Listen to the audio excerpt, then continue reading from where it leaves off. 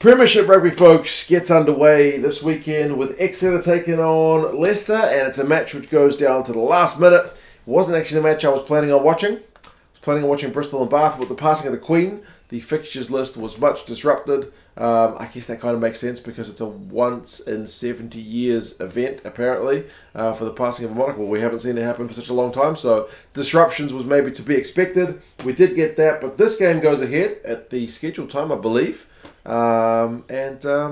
Yeah, we got a pretty close game. We'll go through some key events and stats, and you guys can let me know your thoughts. Nice crowd, nice weather. You guys coming out of summer up north. It was kind of pleasing to see. I didn't watch this game live because it was on in the middle of the night, but it was the only game I think my local broadcaster picked up. I guess because the disrupted schedule meant that because they were going to show Bristol and Bath, things kind of got turned around a bit on its head. It was nice to see the memorial for the Queen at the start of the game.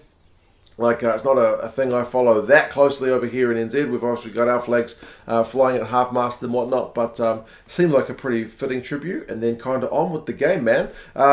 Interesting to see guys like Joe Simmonds was at fullback. There's a fair few internationals out, obviously, so some guys kind of out of position and some new guys in each squad, but Simmonds at fullback was looking alright. Line break early and gets his side ahead with a three-pointer. Penalty to the Exeter boys. Good start at home. By the way, sorry I haven't updated the magnet just yet. I'm very much do things at the last minute guy, and I wasn't planning on watching the Exeter Leicester game. I was planning on watching Bristol and Bath, but haven't updated the magnet. That'll be to come because they've got a new logo. But neither side keen to play in their own half. A lot of kicking. South Africa gets criticised for kicking 30 odd times at international level. That would have been low, way low in this game. There was 1 million kicks. Yes, a lot of sides not keen to play in their own half, but that was my third note of this game. Leicester evened things up when Kata got penalised for not releasing 3 points apiece. Exeter's maul got shut down kind of easily earlier, which was a wee bit concerning because forward dominance is an area they love to get forward, but it didn't matter because they ended up getting a penalty try a couple of minutes later when Jimmy Gopperth got charged down when trying to exit, to continue that kind of kicking theme. But when Freddie Burns is chasing back in the in goal, he bats it out, which seems like brain explosion stuff. Because I feel like even if he bats it downwards, trying to force it and ends up batting it out, I don't reckon he gets pinged. But his hand is going the wrong direction, so it's a yellow card and a penalty try. It's the worst possible outcome. Even if the opposition guy gets his hand to it first, there's no guarantee he's going to score it. But, it's one of those ones where it's just heat of the moment things. But, 10 points to 3, and Exeter are in front.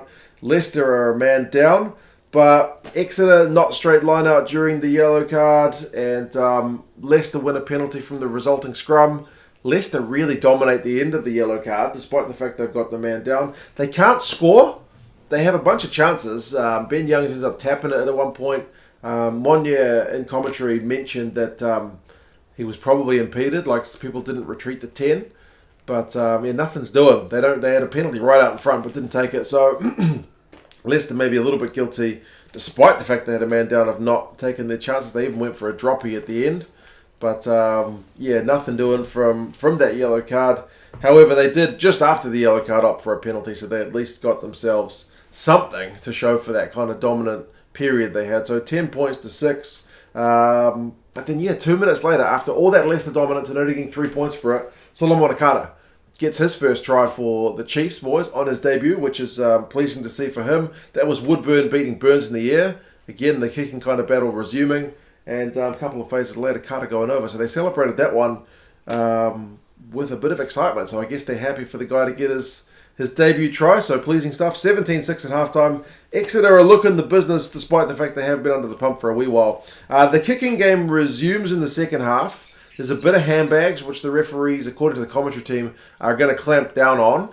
Whether or not they do that throughout the season, I find it hard to believe, because there's sometimes at the start of the season, the refs are under some instructions to clamp down on things like, feeding the scrum straight. You've seen that kind of stuff before, and over the course of the season, it just reverts back to normal. But apparently they're going to be harsher on the handbag stuff. We did see guys get March 10 at one point for this one, but there's some handbags. And then on 48 minutes, it's Exeter's turn to get charged down from a kick. It's Joe Simmonds, I think, getting charged down by Dan Cole as well, which is kind of embarrassing if you're a kicker.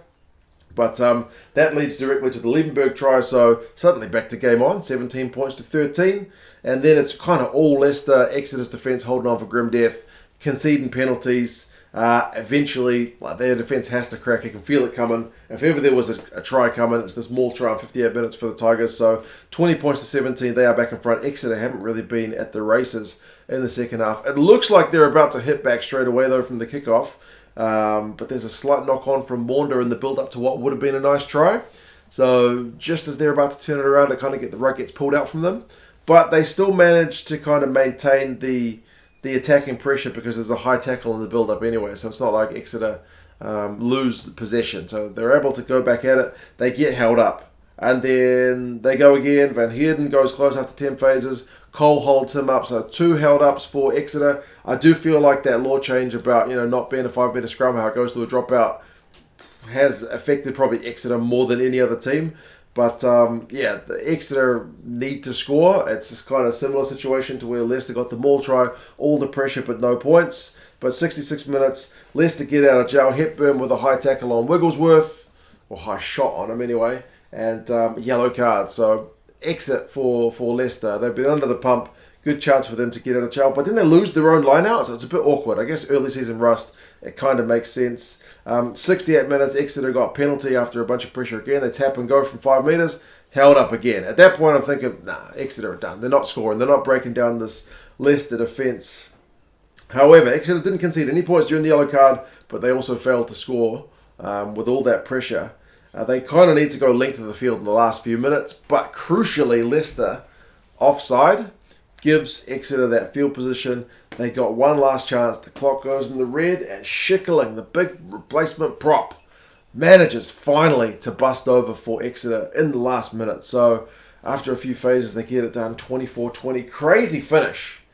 Crazy finish. Schickerling was good value from when he came on. Nice offload and got his pants pulled down at one point when he was taking the ball up. But, crazy dramatic finish. But like I mentioned, a lot of kicking.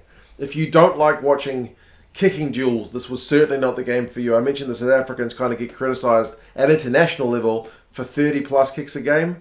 49 kicks by the Chiefs, 54 by the Tigers. That's a lot of kicks. It's about as many as you will ever see.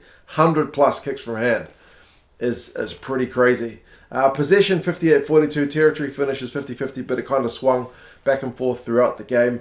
Run meters 516 to 170, so Exeter doing all the running. Defenders beaten 25-11, so that kind of makes sense with Exeter doing the running. But turnovers, one was 5-1 to the Tigers, so pretty lethal at times at pinching the ball. Exeter makes 84 tackles, 197 for the Tigers. They were back in their defence, and they almost got it done on the back of that defence. Offloads is 7-zip. To the Chiefs. So, like I mentioned, they were kind of happy to chuck the ball around a wee bit. Joe Simmonds at fullback, 69 metres, 7 defenders beaten a clean break. Not bad. Liebenberg is one of the top runners for the Tigers with 30 metres, 3 defenders beaten. He also has a line-out steal. Defensively, Kirsten, 13 from 14 tackles, which is a solid shift, but Martin, 28 out of 29. I mean, his team was called on to make a lot more tackles, does pretty well. Tshiunza, 2 line-out steals, good effort from him. He has one kind of key knock-on which sends his team back in the wrong direction earlier in the game, but I thought he did all right. Pretty crazy finish. As I said, kind of disrupted fixtures list, but we'll see how things settle in as the Premiership gets underway proper. I'll be interested to see how many of my kind of Kiwi brethren watched that one with not that much other rugby on, at least on our local broadcast. I don't think we've got the top 14 on anymore, but there is Mitre 10 Cup, or at least NPC over here, which is our local comp below Super Rugby, so people are probably more likely to tune into that one. And 49 kicks to 54 is certainly something a bit different. Anyway, Exeter are away to Worcester next, and Leicester are home to Newcastle, so both sides will be favourites for those games. But anyway, Exeter, good home win. You guys let me know your thoughts on the game. How do you reckon these sides are going to go for this season? And I'll talk to you guys again soon. See you later.